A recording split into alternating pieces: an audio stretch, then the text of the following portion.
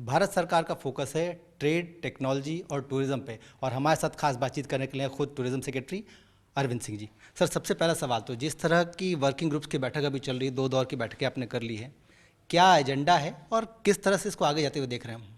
दो बहुत समाधान कारक हमारी वर्किंग ग्रुप की बैठकें हो गई हैं। 1 फरवरी में पहली बैठक हुई रण ऑफ कच्छ में, और दूसरी बैठक अभी हाल ही में अप्रैल महीने में 1 से 3 तारीख तक सिलीगुड़ी और दार्जिलिंग में हुई।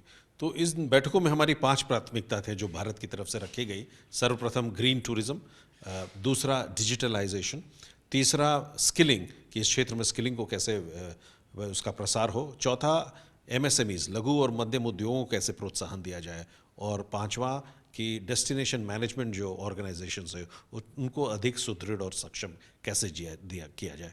तो इन सभी प्राथमिकताओं पर कंसेंसस पहले ही बैठक में प्राप्त हो गई। उस पर और विस्तार पे और सघन रूप से चर्चा दूसरी बैठक में हुई, ताकि जब गोवा में जून में अंतिम बैठक होगी जहां G20 के पर्यटन मंत्री सब आएंगे, तो वहाँ जो डिक्लेरेशन हमें पारित करना है उसमें एक सहमति से हम डिक्लेरेशन की तैयारी कर सकें। तो अब हम फाइनल ड्राफ्ट की ओर बढ़ रहे हैं। सर, आपने एक टर्म यूज़ किया green tourism.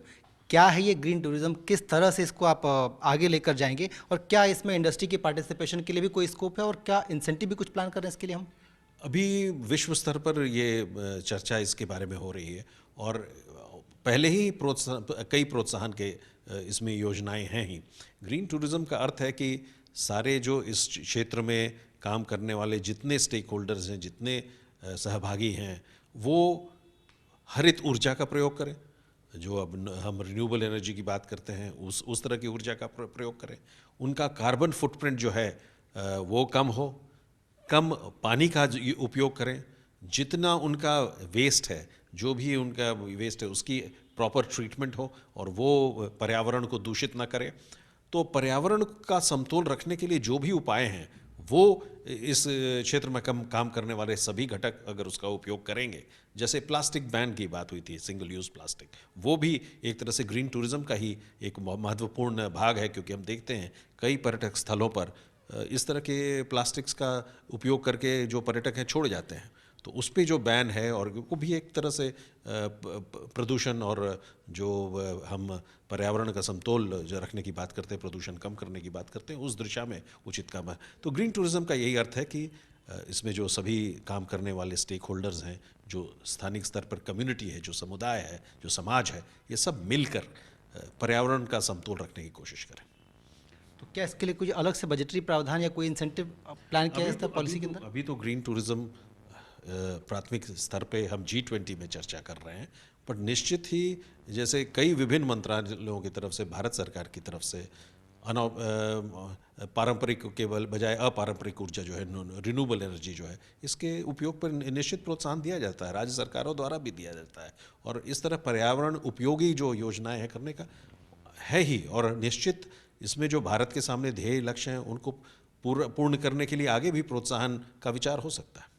Sir, tourism policy को लेकर अगर हम बात करें तो पॉलिसी कहा जा रहा है कि लगभग अपने अंतिम चरण में है या फिर फाइनल हो चुकी है। अभी क्या उसका अपडेट है, और क्या ये सारी जो बातें अभी WTO की कॉन्फ्रेंस के अंदर हम चर्चा कर रहे हैं, क्या इस सब कुछ ट्रेड, टेक्नोलॉजी और टूरिज़्म, ये सारा कुछ हमको उस पॉलिसी के अंदर भी दिखेगा? इसके कुछ प्रमुख भाग तो निश्चित दिखेंगे, क्योंकि कई जो इसमें प्राथमिकता हैं वो हमारे भारतीय पर्यटन नीति में भी वो प्राथमिकता है। तो पर्यटन नीति के लिए हमने सब राज्यों से, इसमें जो सभी स्टेक होल्डर्स हैं, जो निजी क्षेत्र है, उद्योग है, उनसे चर्चा की है। सभी इसमें जो काम करने वाले बुद्धिजीवी हैं उनसे चर्चा की, उनके सब विचार लिए हैं, और उन विचारों को खाका तैयार करके हम अंतिम स्तर पर हैं, जो फाइनल डिस्कशन हो चुकी है। और गवर्नमेंट में जो प्रक्रिया है कि अन्य मंत्रालयों के साथ चर्चा विमर्श, वो भी करीब करीब अंतिम स्तर पर है। तो मुझे लगता है कि हम इस पर्यटन नीति को अंतिम स्तर पर शीघ्र ही ला सकेंगे। बहुत बहुत धन्यवाद सर, हमसे बातचीत करने के लिए।